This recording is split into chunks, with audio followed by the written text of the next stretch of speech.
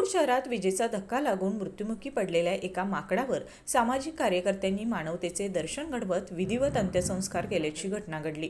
मुरगुड शहरामध्ये सध्या माकडाच्या कळपाने मोठ्या प्रमाणात धुमाकूळ घातला असून नागरिकांमध्ये याबाबत चिंता व्यक्त केली जात आहे।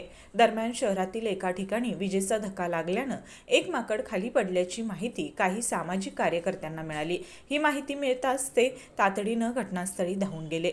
सुरुवातीला माकड जखमी असल्याची शक्यता लक्षात घेऊन त्यांनी त्याला वाचवण्यासाठी शक्य ते प्रयत्न केले, मात्र तपासणी केल्यानंतर माकडाचा मृत्यू झाल्याचं स्पष्ट झालं। त्यानंतर त्या माकडाला तसंच सोडून न देता सामाजिक कार्यकर्त्यांनी त्याचे विधिवत अंत्यसंस्कार करण्याचा निर्णय घेतला। यानुसार घटनास्थळीच खड्डा खोदून हिंदू संस्कृतीनुसार त्या माकडाचे दफन करण्यात आलं। यावेळी सामाजिक कार्यकर्ते सर्जेराव भाट, रघुनाथ बोडके, भगवान माने यांच्यासह इतर सामाजिक कार्यकर्ते उपस्थित होते।